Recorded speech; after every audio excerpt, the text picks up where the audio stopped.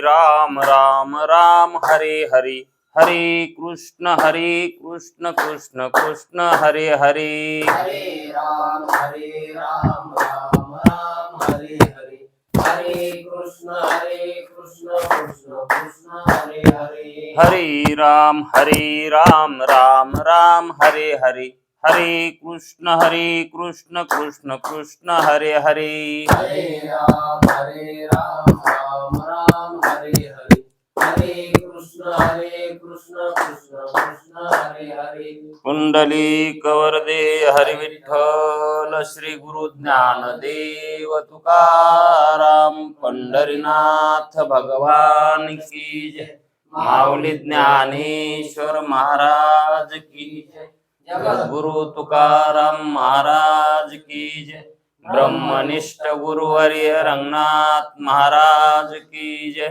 श्री विनायकं गुरुर्नौमि साखरे नाम विस्मृतम्, येषां चरण सान्निध्यात् जीवा मुक्ता भवन्ति, साखरे वंश विख्यातं ज्ञानदान परायणम्, विनायकं गुरुर्वन्दे भवबन्धविमुक्तये,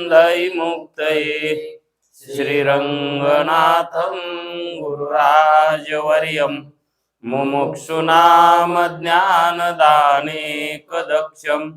प्रभावती क्षेत्रनिवासिनं नमामि वेदान्तविदां वरिष्ठं, पुण्डलीकवरदे हरिविठ्ठल, ज्ञानदेव तुकाराम पंढरीनाथ भगवान की जय, माऊली ज्ञानेश्वर महाराज की जय, जो आनंद सत्य प्रकाश विभो आणि आधार नाम रूपास, बुद्धी न जाणे आणि जाणे ही त्यास, तो अपार शुद्ध परमात्मा मीच आशे, माझे सुकार स्वरूप समुद्रावरती, जणू तरंग ब्रह्मा विष्णू महेश गणपती, सूर्य चंद्र वरुण यम मिरविती, देवी कुबेर ही तैशची, जो सर्वज्ञानी दयाघन, मुनी हृदयी ज्याचे करीते ध्यान, त्याचे बुद्धी उपाधी करुण, मिथ्या भान मजची माझी होतसे, ज्याच्या अज्ञाने भाषे जगत, जसा दोरीवरी सर्प दिसत, परी दोई ठाईना स्वयं ब्रह्म मीची असे, पुण्य पुरुषी सदैव निष्काम, बोध प्राप्ती कारणे भजावा राम, तो मीची आहे आत्माप्त काम, तरी नमन कवना करावे म्या, जयांचे केलिया स्मरण, सकळ विद्येचे होय अधिकरण, तेची वंदू श्रीचरण श्री गुरूंचे, ते नमस्कारोनी आता. चला विचार सागर तरंग पाचवा, परिचय तोच आहे.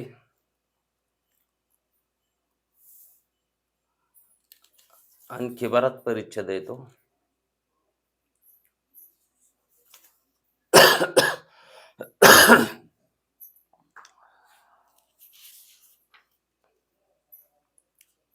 काल आपण अध्यात्म, आधिभूत आणि आदिदैव या त्रिपुटीचं विवेचन केलं. इंद्रिय अध्यात्म आहेत आणि विषय आदिभूत आहेत आणि देवता त्यांच्या त्या देवता आदिदैव आहेत असा आपण विचार केला. आणि शेवटी त्रिपुटी त्यांनी अशी सांगितली, अंतःकरणाची अध्यात्म चित प्रतिबिंबित चित म्हणजे चित्तामध्ये प्रतिबिंबित झालेलं चैतन्य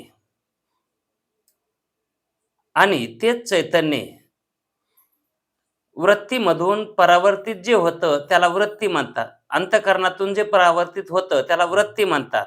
आणि तीच वृत्ती अविद्या वृत्ती म्हणतात तिला.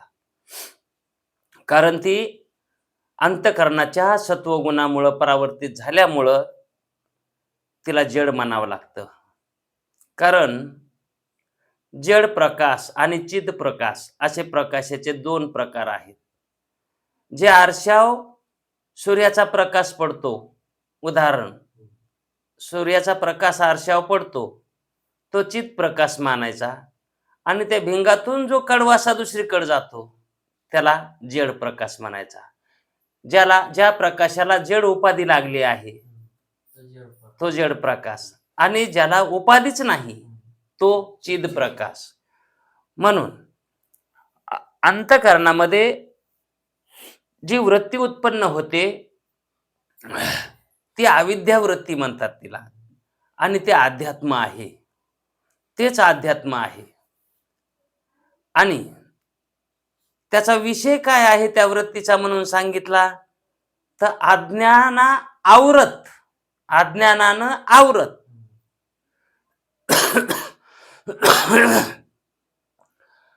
जो स्वरूपाचा आनंद आहे. कारण अज्ञान हे स्वरूपाच्या ठिकाणी आश्रित असतं. अविद्या ही स्वरूपाच्या ठिकाणी आश्रित असते, चैतन्याच्या ठिकाणी आश्रित असते. म्हणून ती अविद्या स्वरूपाला आवृत्त करते. परमात्मा हा अनावृत्त आहे, पण जे अंतःकरणामध्ये प्रतिबिंब पडलेलं आहे ज्याचं ते चैतन्य त्या अविद्येनं आवृत्त झाला आहे, म्हणजे झाकून गेला आहे. आणि आवरण कोणी केलंय तर त्या अविद्येनंच केलं, तिथल्या अज्ञानानं केलेलं आहे. म्हणून त्या वृत्तीचा विषय काय आहे? मग त्या वृत्तीला काय जाणायचं आहे, तिला काय जाणता येईना ते जाणायचं आहे. म्हणजे वृत्तीनं कोणता विषय धरावा मग, हे का नाही? जसं आपल्याला सुईमध्ये दोरा व्हायचा आहे, हे का नाही? आणि आपल्याला तो दोरा जसा त्या सुईच्या नाकामध्ये व्हावा लागतो, हे का नाही? मग ते सुईचं नाक जर दिसत नसेल, का दिसत नसेल तर वृत्ती तिथपर्यंत जाय नाही.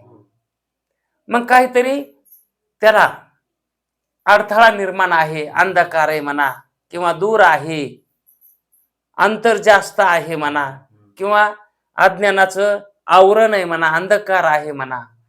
पण त्या ज्याच्या हातामध्ये दोरा आहे आणि एका हातामध्ये सुई आहे त्याचा विषय काय असणार? त्याच्यात त्या नाकात दोरा वावायचा हा त्याचा विषय आहे. तसं आता वृत्ती आहे, ह्या वृत्तीला काय जाणायचंय तर आनंद जाणायचा आहे. वृत्तीचा विषय काय आहे? आनंद आहे, हे का नाही?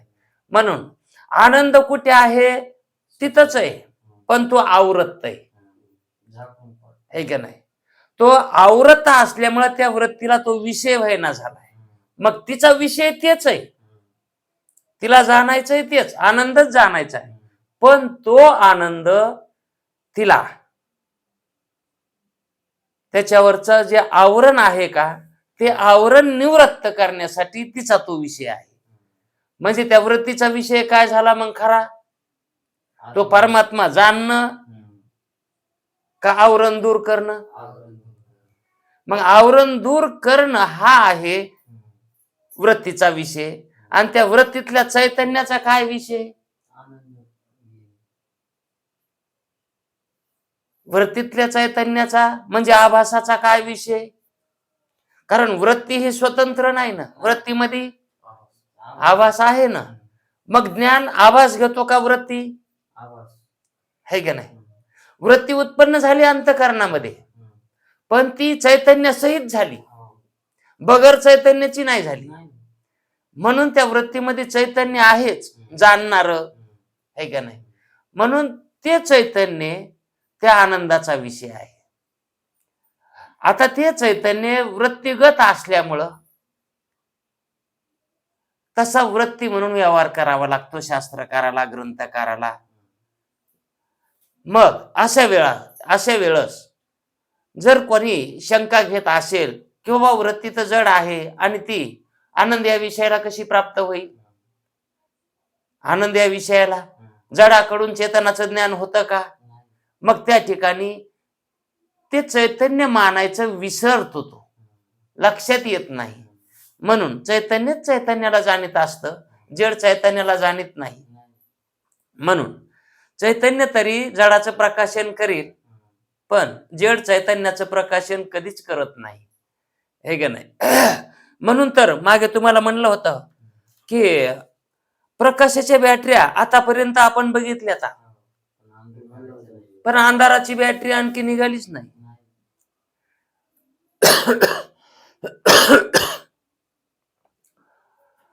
असा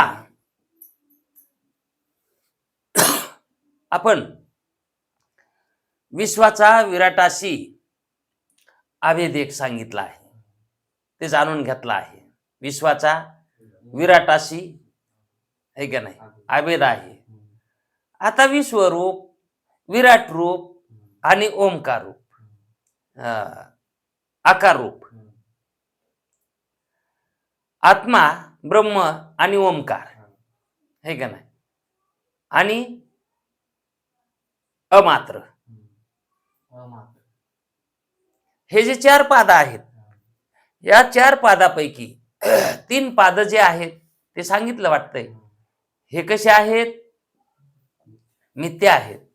आणि जे 4था पाद आहे तेच वास्तविक सत्य आहे, तेच त्यांना सांगून द्यायचे. आता इथं आपण अगोदरच सांगितलं, जसा विश्वाचा विराटाशी अभेद सांगितला, तसाच ओमकाराच्या प्रथम असलेल्या आकार मात्रेशी विराट रूप विश्वाचा अभेद चिंतन करावं.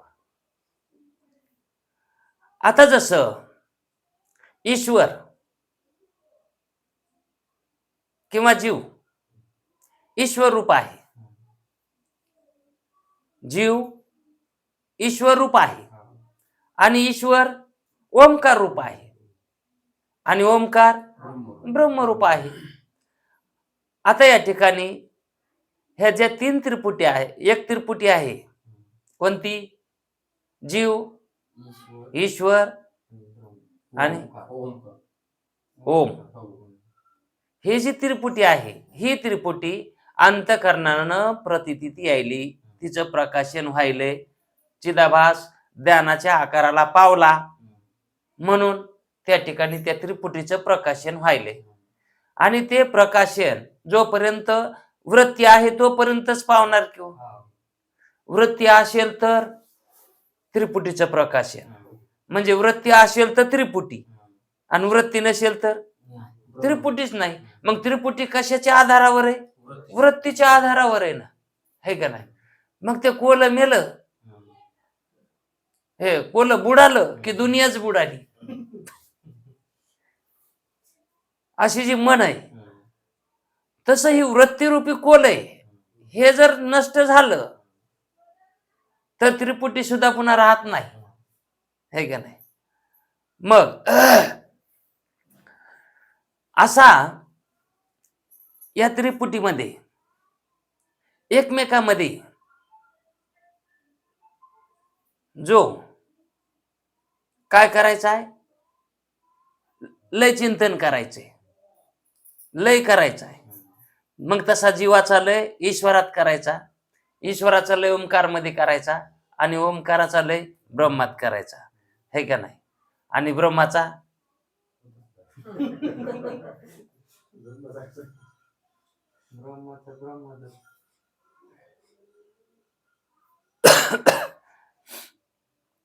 हे ज्ञान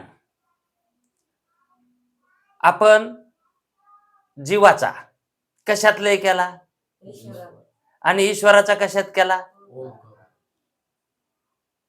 ओंकारात केला. है का नाही, आणि ओमकाराचा ब्रह्म.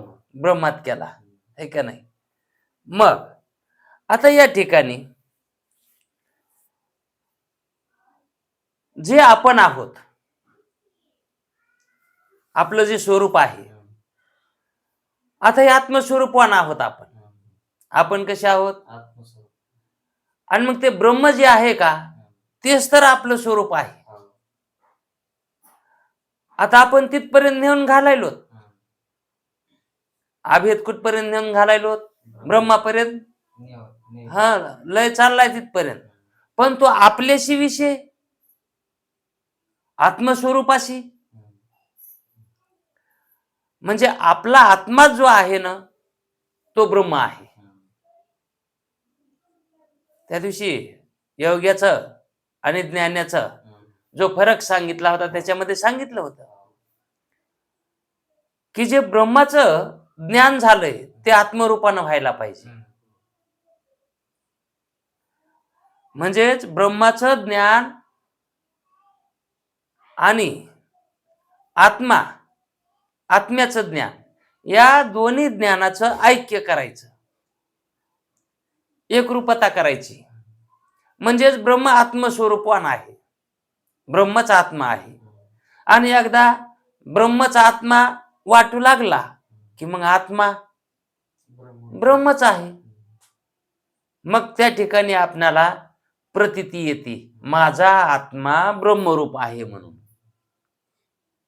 हे का नाही. आणि जर आपण ईश्वराचा ओंकारामध्ये केला आणि ओंकार ब्रह्मरूप केलं, आणि जे करायचं होतं ते शिल्लक तसंच राहिलंय ना. मग जर समजा शिदुरी केली घरामध्ये आणि भांड भरून ठेवलं, वरून धुडकं लावलं, आणि गाडी निघायची टायमाला तेच विसरलं, तस जे ब्रह्म आहे, व्यापक जे ब्रह्म आहे, तेच ब्रह्म आपला आत्मा आहे. आणि हेच विसरल्यावर, आणि खरं त्याच्यासाठीच करायचं होतं, है का नाही. आणि म्हणून ज्या वेळेस ब्रह्म आत्माच आहे असं ज्ञान होतं, त्यावेळेस अनुभूती येते. की कोणती अनुभूती येते, आत्मा ब्रह्मरूप आहे म्हणून. त्याला म्हणायचं अपरोक्ष ज्ञान. ब्रह्म आत्मा आहे हे ज्ञानच झालं, ब्रह्म आत्मा आहे हे ज्ञान झालं, पण आत्मा ब्रह्मरूप आहे हे अपरोक्ष ज्ञान झालं. म्हणून जसा विश्वाचा विराटाशी अभेद केला, तसाच ओंकाराच्या प्रथम असलेल्या आकार मात्रेशी विराट रूप विश्वाचा अभेद चिंतन करावं. याच्यासारखंच आता एक त्रिपुटीचं चिंतन झालं की तसंच तिचं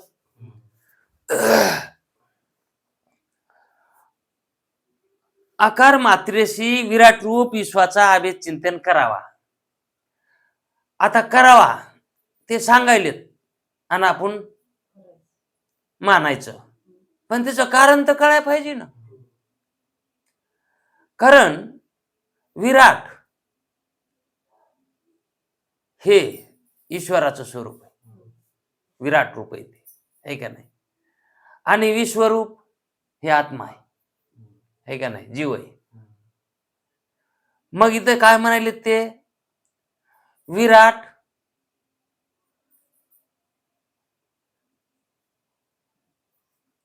कोणाचा कोणाशी, विश्वरूप आकार मात्रेशी विराट रूप विश्वाचा अभेद चिंतन करावा. आकार जी मात्रा आहे, आकार, आता ही आकार मात्रा ही पहिली आहे का दुसरी आहे का तिसरी आहे? पहिलीच आहे ना. आणि विराट, हा, हे सुद्धा पहिल्याच पादामधलं आहे ते, है का नाही. आणि विश्वरूप, आता हे तिन्ही पहिल्या पादामध्येच यायलेत का नाही. सुरुवातीलाच यायलेत ना. म्हणून ते काय म्हणतात, विश्व आणि विराट, विश्व आणि विराट व आकार, विश्व विराट आणि आकार या तिन्ही पदात प्रथमत्व समान आहे. तिन्ही सुरुवातीला आलेले आहेत, पहिल्या पादात आलेले आहेत. म्हणून विराट व विश्व यांचे आकार मात्रेशी अभेद चिंतन करावे. कारण ते एक त्रिपुटी व्हायली ती, याचं अभेद चिंतन करावं.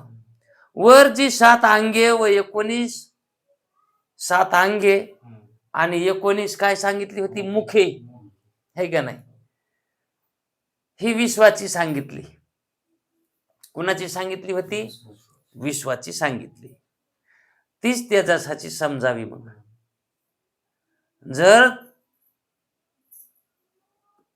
विराटाचा आणि विश्वाचा अभेद करायचा आहे, अभेद करायचा आहे, करावाच लागतो, होतोच, तर मग जी 7 अंगे सांगितली आहेत ती कुणाची सांगितली,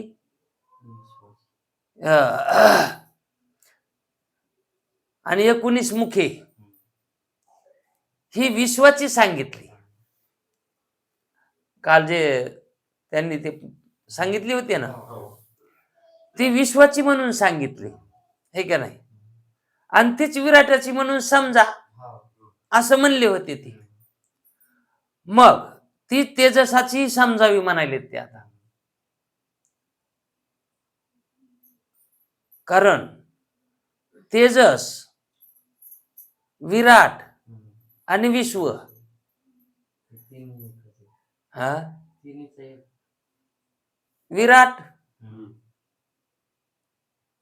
विश्व आणि तेजस,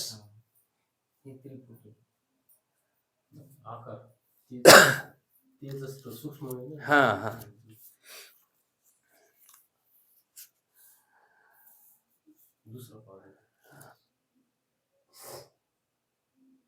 स्थूल उपाधिवान आणि सूक्ष्म उपाधिवान. तेजस हा सूक्ष्मय आणि विश्व स्थूलामध्ये मोडतो, है का नाही. आणि मग विराट कसा मोडतो, स्थूलातच मोडतो, है का नाही. आणि आकार तरी कशात मोडतो, म्हणून आकार, विराट आणि विश्व हे तिन्ही पहिल्या पादात येतात, है का नाही. मग आता हे स्थूलच आहेत. मग सूक्ष्म उपाधिवान कोण आहेत, तेजस, हिरण्यगर्भ आणि आकार, उकार, है का नाही. आता हे सूक्ष्मवान आहेत. आता हे जरी सूक्ष्म जरी झाले तरी पण ते काय म्हणतात, ही जी 7 अंगे आणि मुख किती, 19 मुख ही विश्वाची सांगितली होती, तीच तेजसाची बी समजावी. कारण काय, फरक इतकाच आहे, विश्वाची ईश्वर रचित आहेत, ही विश्वाची ईश्वर रचित आहेत 7 अंगे आणि 19 मुखे, हे ईश्वर रचित आहेत. आणि तेजसाची ईश्वर रचित आहेत का,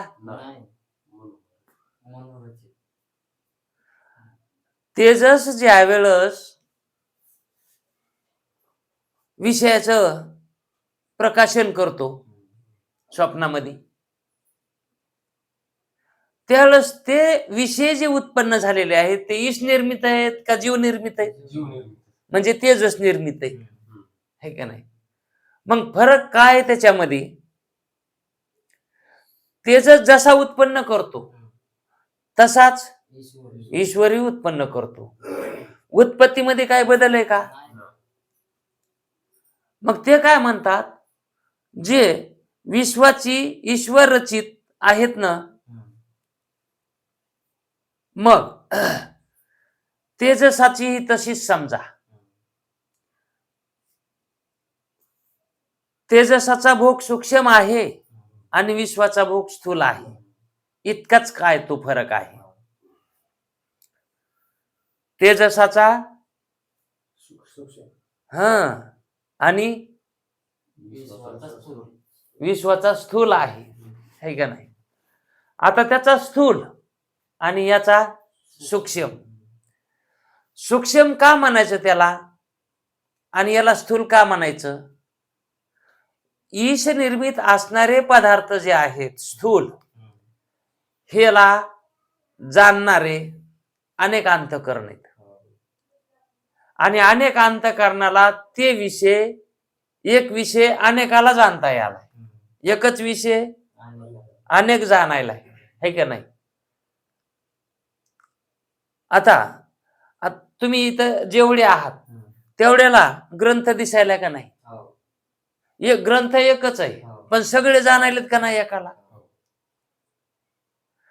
पण स्वप्नामध्ये जे पदार्थ उत्पन्न होतात त्या पदार्थाला अनेक जाणतात का? एकच जाणतो.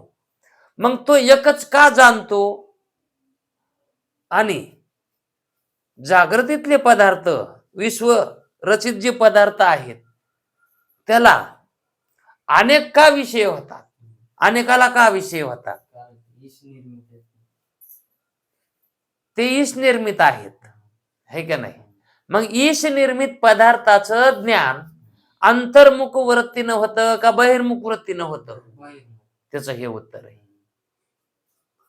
ते ईश्वर रचित आहेत म्हणून नाही, ते बहिर्मुख वृत्तीचे विषय आहेत. आणि जे तेजसाचे निर्मित पदार्थ आहेत ते कोण्या वृत्तीनं जाणायचे? तर तिथं वृत्ती बाहेर निघून ती जाणत नाही, ती वृत्ती आंतरीच विषय जाणते. म्हणून बहिर्मुख वृत्ती आणि अंतर्मुख वृत्ती, चैतन्य, ह्या दोन चैतन्यामध्ये काय फरक आहे? जे विश्व रचित पदार्थ जाणता वेळस त्याची बहिर्मुख वृत्ती आहे. आता आपण जे जाणायलो बहिर्मुख वृत्तीनं जाणायलो आणि स्वप्नात जे जाणतो ते अंतर्मुख वृत्तीनं जाणतो. कारण तेजसाची मनोमय सृष्टी आहे. तेजसाचा भोग कसा झाला? मग सूक्ष्म झाला, है का नाही. एकट्यालाच विषय म्हणल्यावर सूक्ष्म म्हणायचं त्याला. आणि विश्वाचा भोग, आता हे विश्व आहे ना, मग विश्वाचा भोग स्थूल झाला, है का नाही. मग स्थूल उपाधिवान ही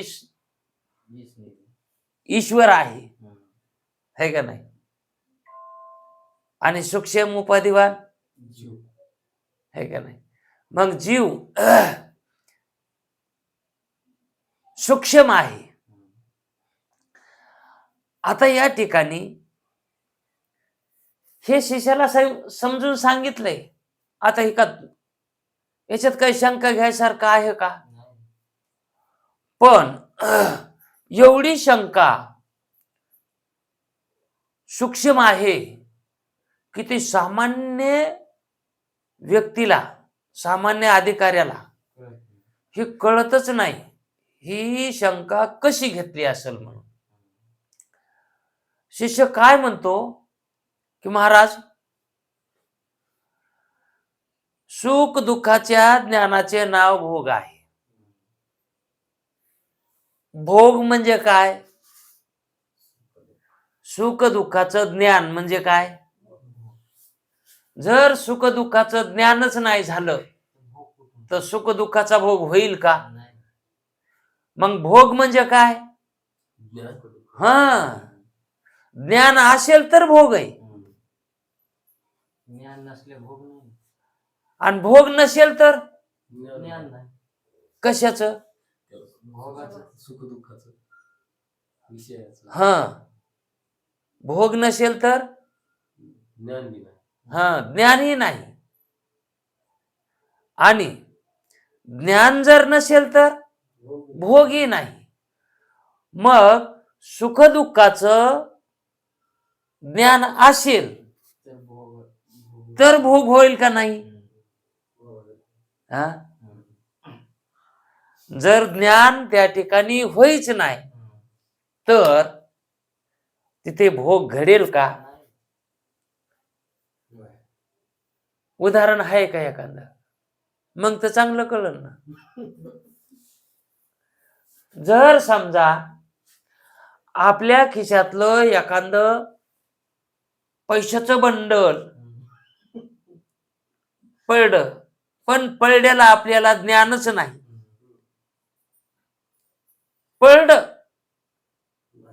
पण आहे का नाही? पडत आहे का नाही? कोणती वस्तू धरा नाही काही धरा, पडलेलं त्यालाच हरवलं म्हणतात ना. हरवल्यामध्ये त्या वस्तूचं ज्ञान नसतंय, है का नाही? पण हरवल्याचं जरी ज्ञान झालं तरी पण ती वस्तू प्रतीतीला येत नाही. हरवल्याचं ज्ञान होईल, है का नाही? ज्ञान आहे कशाचं आहे? हरवल्याचं ज्ञान. मग ते ज्ञान काय जाणून द्यालंय? हरवलंय हेच जाणून द्यालंय. आणि मग ती जर वस्तू नाही सापडली तर ते हरवल्याचं ज्ञान झालंय ना, तेच ज्ञान दुःखाला परिणाम पावतं, दुःखाचा भोग, है का नाही? आणि जर हरवल्याचं ज्ञानच नसतं झालं, हरवून सुद्धा दुःख नाही, हरवून सुद्धा दुःख नाही. मग तो शिष्य म्हणतो की महाराज, सुख दुःखाच्या ज्ञानाचे नाव भोग आहे. ज्ञान झालं तरच भोग आहे, नाहीतर भोग नाही. ज्ञानात स्थूलता सूक्ष्मता नाही अशी असताना ज्ञानामध्ये स्थूलता, स्थूल ज्ञान आणि सूक्ष्म ज्ञान असा काही फरक आहे का? स्वप्नामध्येही ज्ञानच होत आहे आणि जागृतीमध्येही.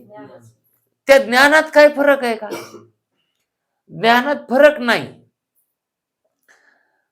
म्हणून त्याच्यामध्ये सूक्ष्मता नाही असे असता, म्हणजे स्थूल सूक्ष्मता ज्ञानामध्ये नाही असं असताना तेजसाचा सूक्ष्म, तेजसाचा सूक्ष्म ज्ञान व्यवहार आणि विश्वाचा स्थूल भोग, स्थूल व्यवहार असे कसे म्हणता येईल? तेजसाचा तुम्ही काय म्हणायला? सूक्ष्म म्हणायला. आणि आणि विश्वाचा कसा? म्हणजे जागृतीतला स्थूल म्हणायला. आणि हे तर विषय कशानं व्हायले? तर ज्ञानानं विषय प्रतीतीला यायलेत, है का नाही? आणि त्या विषयाचा भोग कधी होईल? त्या ज्ञानानं प्रतीती झालं तर, ज्ञानानं प्रकाशित विषय झाला तर सुख दुःखाचा भोग होईल. मग ज्ञानामध्ये स्थूलता आणि सूक्ष्मता तर नाही ना. मग तुम्ही जे तेजसाचा आणि विश्वाचा, तेजस आणि विश्व, आता विश्व म्हणजे जागृतीतला, है का? विश्व जाणणारा हा विश्व आत्मा, हा विश्वरूप आत्मा. आणि स्वप्नातला तेजस्वरूप आत्मा. आता हे पाद झालेत ना त्याचे पाद. मग त्या पादामध्ये ज्ञान व्हायले, तेजसमध्ये सुद्धा आणि विश्वामध्ये सुद्धा व्हायले. आणि ज्ञान तर दोन्हीचं सारखंच आहे, त्याच्यामध्ये काही फरक तर काहीच नाही. मग तुम्ही स्थूल भोग आणि सूक्ष्म भोग असं काऊन म्हणायला? भोग कशानं घडतो? ज्ञानानं घडतो. मग जसं ज्ञानामध्ये स्थूलता आणि सूक्ष्मता नाही तसं भोगामध्ये बी आहे का नाही? खऱ्याला का मरण आहे का? शंका बराबर नाही का?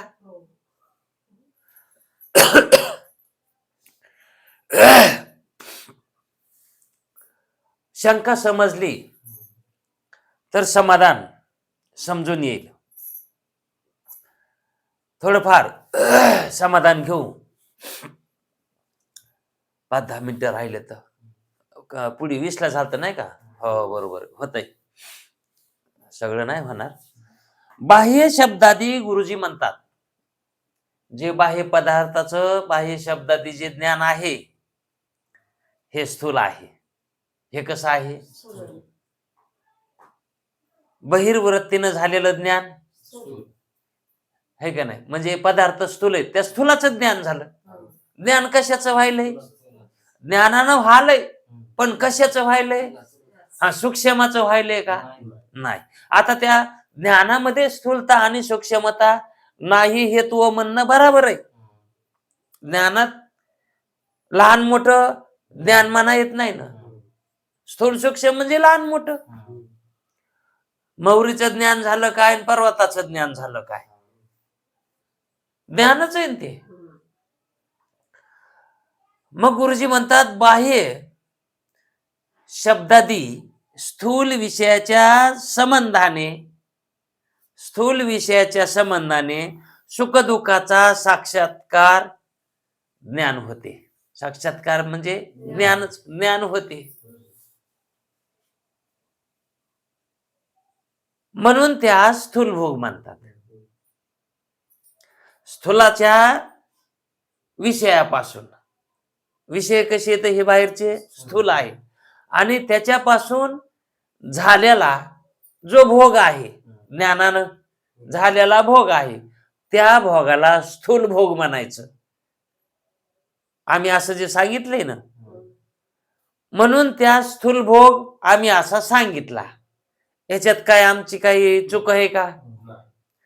आणि मानसिक जे सूक्ष्म शब्दाधिक आहेत म्हणजे स्वप्नातले किंवा स्वप्न नाही, जागृतीमध्ये सुद्धा आपण आपल्या मनामध्ये चिंतिलेलं आहे का नाही, ते त्याच्यापासून जो साक्षात्कार भोग होतो,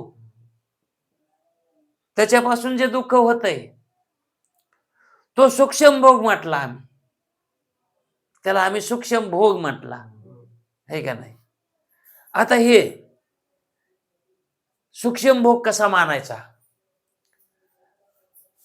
जर एखादा मनुष्य बाजारावरून आला आणि तो बाजारला जाताना बाजार आणण्यासाठी काही पैसे घेऊन गेला होता, पण त्याचे पैसे चोरानं पाकिट पिल्लरानं हल्ले, बाजार काही घेतला नाही, तसाच वापस आला.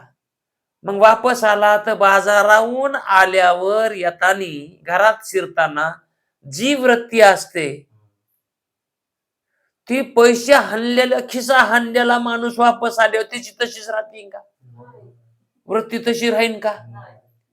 इतकंस तोंड करून घरात शिरण, आल्या मटकन बसन, बोलणार नाही, म्हणजे त्याचे लक्ष ना आहे का नाही. मग बायको त्याच्याकडे उगाच बघते, काय झालं असं, काय झालं, पटकन विचारित नाही बर का. आधी विचार ते करत, विचारणारा आधी विचार करतय. त्याच ते विचार करणं काय मानसिक, ते ज्ञान कसं आहे? ते काय विचार करायली हे त्याला माहित आहे का? आणि ते काय विचार करायले ते तसा कामून झालाय ते तिला कळायले का? याला काय म्हणायचं? सूक्ष्म भोग. हे सूक्ष्म भोग आहे. म्हणून आम्ही याला सूक्ष्म भोग म्हटलंय. म्हणजे ज्याची त्यालाच ते दुःख कळायले, दुसऱ्याला दुःख कळत नाही. म्हणजे ते स्थूलामध्ये रूपांतर व्हाय नाही त्याचं, ते अंतरीच आहे, मधातली मधातच आहे ती, हे का नाही. जसा फोड पिकलाच नाही तर मधातली मधातच ते कसा करायला ठस ठस, मधातली मधातच, है का नाही? आणि ते मधातलं जर ते बेंदाड बाहेर निघालं पिकून की मग त्याची ठसठशी ती बाहेर निघाली. तस सूक्ष्म अवस्था मध्ये असताना आणि बाहेर निघालं की स्थूल म्हणायचं. या नियमानं आम्ही तसं म्हणलो बाबा, ह्याच्यात काय आहे? मग या रीतीने विश्व स्थूलाचा भोगता, विश्व हा स्थूलाचा भोगता सांगितला, म्हणजे जागृती स्थूलाची भोगती सांगितली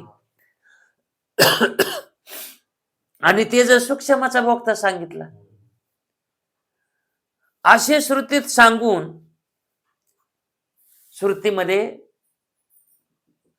वेदामध्ये विश्व बहिर्प्रज्ञ आहे म्हणून सांगितले. वेदामध्ये विश्व बहिर्प्रज्ञ आणि तेजस आहे का नाही? आता हा नियम बरोबर बसला का नाही? मग विश्वाची अंतकरण वृत्तीरूप प्रज्ञा बाहेर जाते.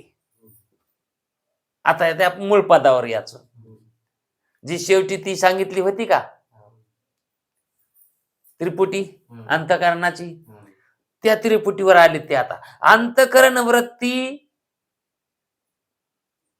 जे तिचं रूप आहे त्या वृत्तीचं, ते तिची प्रज्ञा म्हणजे ज्ञान,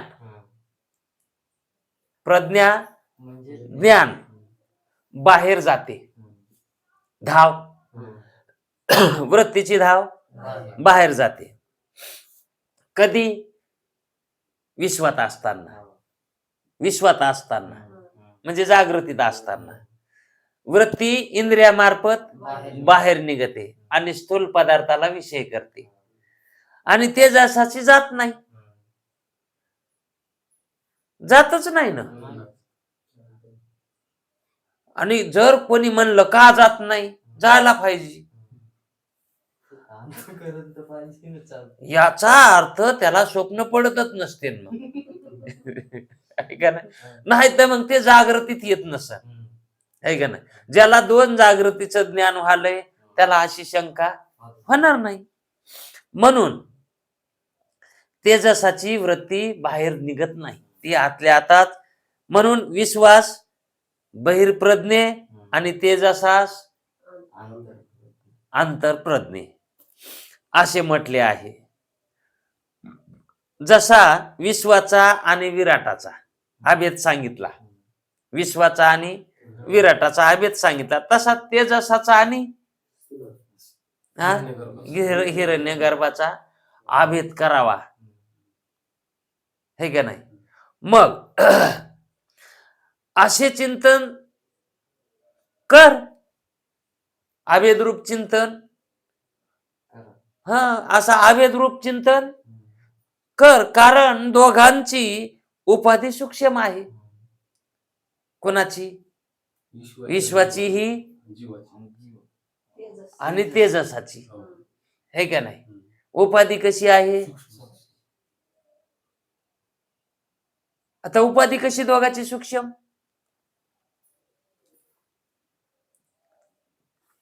विश्वात तरी कोण आहे? जीव चैतन्यच आहे, जीवच आहे ना. विश्वात आला तरी, हे का नाही? आणि त्याची उपाधी जीवाची स्थूल आहे का सूक्ष्म? स्थूलामध्ये आला तरी त्या दिवशी सांगितलं होतं, माहित आहे का? आपला खरा देह सूक्ष्म आहे का स्थूल आहे? मग जागृतीत गेला तरी त्याची उपाधी, आणि स्वप्नात गेला तरी, आहे का नाही? म्हणून दोघांची उपाधी सूक्ष्म आहे. तेजस आणि हिरण्यगर्भाची एकता चिंतन करून हिरण्यगर्भाची आणि हिरण्यगर्भाची आणि तेजस. आता तेजस आणि हिरण्यगर्भ यांची एकता चिंतन करून ओमकाराची द्वितीय मात्रा जी उकार आहे का, द्वितीय मात्रा, तिच्याशी एकता करायची. कारण हे एका कक्षेमधले येत. तिच्याशी त्याचं अभेद चिंतन कर. कारण कसं, तेजस, हिरण्यगर्भ आणि उकार, तेजस, हिरण्यगर्भ, उकार यामध्ये द्वितीयत्व समान आहे. दुसरं पाद समान आहे. जसं पहिल्या पादामध्ये एकता झाली तसे दुसऱ्या पादामध्ये काय झालं ना व्हायला, एक नियम सापडला आपल्याला. सूत्र सापडलं की सगळीकडे ते सूत्र लावायचं.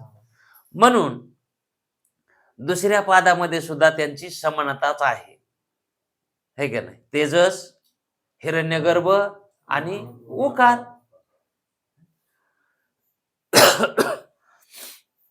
तसेच प्राज्ञा आणि ईश्वर. आता हे 3 नंबरचा प्राज्ञा. आता हा प्राज्ञा कुठे, कारण देहामध्ये. मग ते प्राज्ञ स्वरूप आणि ईश्वर, ईश्वर या दोघांची कारण उपाधी आहे. याची मात्र उपाधी काय आहे, है का नाही.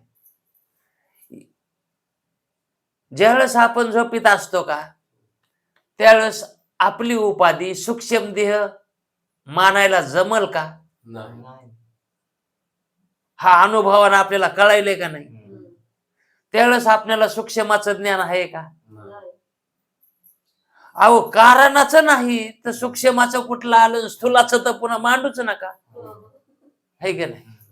मग प्राज्ञा आणि ईश्वर, ईश्वराचं आपणाला प्रत्यक्ष ज्ञान होतंय का, ईश्वराचं नाही.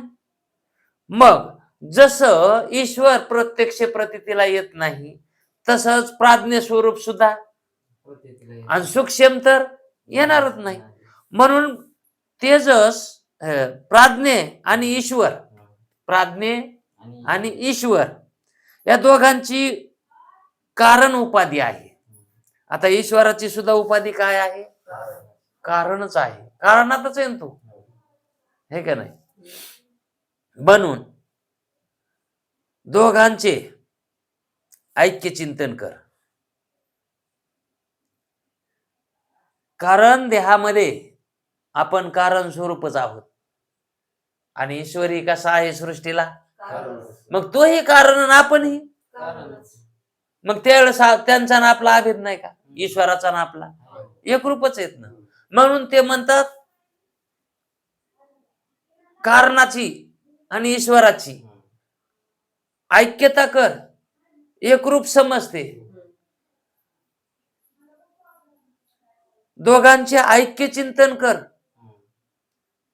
मग प्राज्ञे, ईश्वर आणि ओंकाराची तिसरी मात्रा मकार. प्राज्ञे, ईश्वर आणि ओंकार, ओंकाराची आता ही त्रिपुटी, ही तिसरी मात्रा आहे, तिसरा पाद आहे, हे का.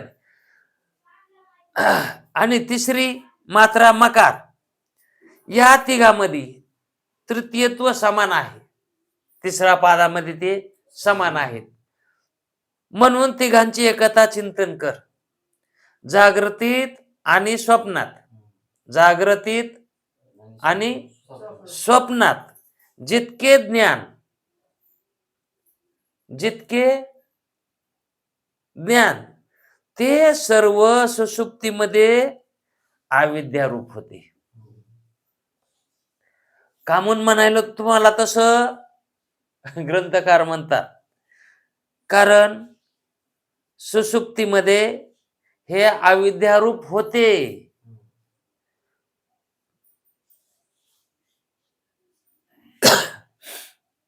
स्थूल आणि सूक्ष्म हे काय होतंय? म्हणजेच अविद्यामध्ये लय होतंय त्यांचा, स्थूलाचाही सूक्ष्माचाही, हे का नाही? स्थूलाचा सूक्ष्मात होतो आणि सूक्ष्माचा कारणात होतो, है का नाही? म्हणून जागृतीत आणि स्वप्नात जितके ज्ञान ते सर्व सुषुप्तीमध्ये अविद्यारूप होते. ते राहतच नसतंच तवा म्हणायचं ते. म्हणून प्रज्ञान घन म्हणतात त्याला. त्यावेळेस ते ज्ञान कसं आहे? प्रज्ञान घन असते ते. आणि ईश्वराच्या ठिकाणी सुद्धा ज्ञान कसं आहे? प्रज्ञान घनच आहे. म्हणून तसे सुषुप्तीत अविद्येने आवृत्त जो आनंद आहे, आता सुषुप्तीमध्ये आनंद आहे, पण कशाने आवृत्त आहे? आवृत्त म्हणजे काय? आता झाकलेला, है का नाही? कशानं झाकलेला आहे? आवरण कशाचं आहे? अज्ञानाचं आवरण आहे. त्याचा प्राज्ञ उपभोग होतो. त्याचा भोग कोणाला होतो? प्राज्ञाला होतो. कामून त्यालाच होतो. तेजसाला कामून होत नाही, विश्वाला कामून होत नाही. विश्वरूप आणि तेजस रूप हे त्या ठिकाणी लय पावतात. त्याला तिथं प्रवेशच नाही, ते कारणात जाऊच शकत नाही. स्वप्न आणि जागृती ही झोपेमध्ये जाऊच शकत नाही. आणि जर समजा ही जागृती ही जर स्वप्नामध्ये गेली किंवा स्वप्न जागृतीमध्ये आलं, तर मग कसं म्हणायचं हे? तर दोन बहिणी सवती म्हणायचं. ह्या कशा झाल्या? दोन बहिणी, सख्या बहिणी, सख्या सवती, हे का नाही? जागृती आणि स्वप्न, मग ह्या दोन कधी होत्या? ह्या दोन एकत्र कधी होत्या? ज्या वेळेस जर कारणता नष्ट झाली, कारण नष्ट झालं, तर मग ह्या दोन्ही एकच होतील. ह्या कारणामुळे काय व्हायलंय? हे कारण वेगळं करायला ना त्याला. आणि कारण मधात जर नसलं ना, झोपच जर समजा नसती आली, तर स्वप्न पडन का? आणि जर जागा नाहीच झाला, तर जागृतीत येईन का ते? झोप गेली म्हणून जागृत आहे, आणि झोप आली म्हणून, है का नाही? ह्या दोन्हीला कारण काय आहे? ती एकच उपाधी कारण आहे खरी, है का नाही? ते कारणच खरं कारण आहे ह्या दोन्हीला. स्थूलालाही आणि सूक्ष्मालाही. स्थूलाला कारण सूक्ष्म विचार दृष्टीनं, दृष्टी सृष्टीच्या वादानं मानू नये. दृष्टी सृष्टीवाद आता लय चिंतनामध्ये कधी कधी असं सांगितलं जातंय की स्थूल हे सूक्ष्मामध्ये लीन पावतं आणि त्याची उत्पत्ती सूक्ष्मामधून सांगते. पण दृष्टी सृष्टीवादामध्ये हे बसत नाही. आणि सगळ्यात श्रेष्ठ दृष्टी सृष्टीवाद आहे. ज्या काली दृष्टी त्याच काली सृष्टी. दृष्टी जर नसेल तर, आपण आताच बघितलं ना, ज्ञान असेल तर भोग, ज्ञान नसेल तर दृष्टी म्हणजे ज्ञान, है का नाही? ज्ञान म्हणजेच दृष्टी. मग दृष्टी आणि सृष्टी या दोन्हीचा जिथं संबंध आहे, ज्या काली संबंध आहे, त्याच काली ते पदार्थ आहे. पदार्थावरची दृष्टी गेली ती सृष्टी आहे. की मग तो पदार्थ नाहीच नाहीच ना. नाही. बरं, ह्या मताला काही विरोध यायलाय का? नाही. म्हणजे मनातून आपल्या विरोध यायलाय का? पदार्थ असेल तर त्याचं ज्ञान होईल. ज्ञान होईल त्याचं, है का नाही? आणि ज्ञान असेल तर त्याचा भोग होईल, है का नाही? मग दृष्टी काली सृष्टी, दृष्टी नसेल तर सृष्टी नाही. है का नाही? पण कोणी म्हणलं तसं असा सिद्धांत आम्हाला पटत नाही, पण पटून घ्यावा लागल, याच्याशिवाय गत्यंतर नाही. आणि हा नियमानही आहे. जर समजा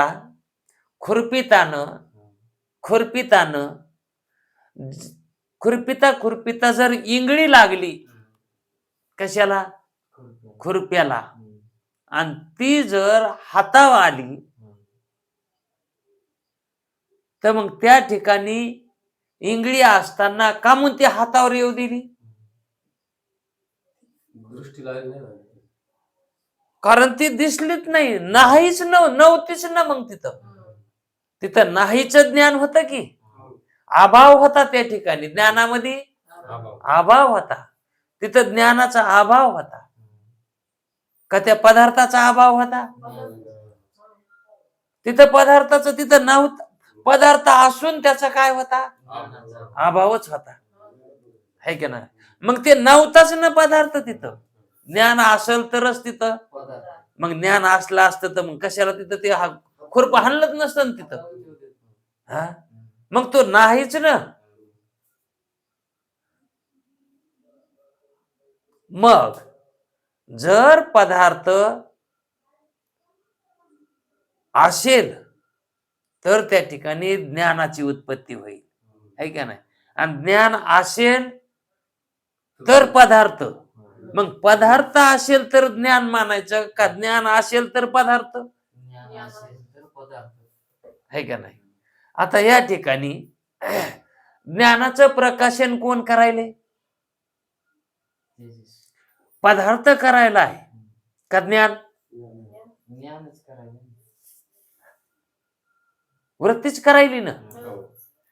वृत्ती करायली म्हणजेच वृत्ती मधलं चैतन्यच करायले, है का नाही? पण वृत्ती वाचून करायले का? वृत्तीचं सहाय्य घेऊन त्या ठिकाणी त्या पदार्थाचं प्रकाशन ते चैतन्यच करायले. आणि पदार्थ असेल तरच त्याला करता येईल. पदार्थ नसेल तर तो पदार्थ जर नसेल तर नाहीच म्हणेल. आणि पदार्थ असून त्याचं जर ज्ञान नाही झालं तरी पण नाहीच म्हणेल. जर खिशामध्ये आपण एखादी वस्तू ठेवली आणि ती हात घालून सुद्धा हाताला लागली नाही, तर मग त्या ठिकाणी कोणचं ज्ञान होणार? नाही म्हणूनच होणार, हरवली म्हणूनच होणार ना. जर चष्मा माथ्यावर लावला तर तो मामा चष्मा नाही म्हणूनच धुंडू लागला ना. मग असून सुद्धा त्याचं ज्ञान नाही म्हणून तो नाहीच. मग ज्ञान असेल तरच सृष्टी, हा सिद्धांत आहे.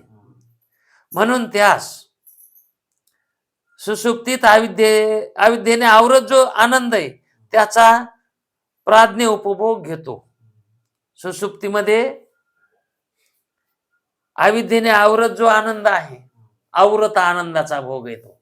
मागे सांगितलं होतं. आता सुषुप्तीमध्येही ब्रह्मानंदच आहे, पण तो कशाने आवरत आहे? अज्ञानानं आवरत आहे, है का नाही? म्हणून त्याचा प्राज्ञ भोग घेतो. त्यावेळेस तो भोग घेतो पण आवरत आनंदाचा घेतो, है का नाही? म्हणून त्यास आनंद भूक, ती आनंद भूक असेही म्हणतात. म्हणजे तो जो भोग आहे तो आनंदाचाच भोग आहे. कशात? झोपीमध्ये, कारण देहामध्ये. आनंदाचा भोग आहे का नाही, पण तो आनंदाचा जो भोग आहे तो भोग वृत्तीवर येत नाही. वृत्तीवर काय येईना तो, वृत्तीवर आला तर विशेष वाटेल. मग त्या ठिकाणी जो आहे तो कसा आहे, सामान्य. तो भोग कसा आहे, सामान्यच आहे. म्हणून त्या भोगाची ही त्रिपुटी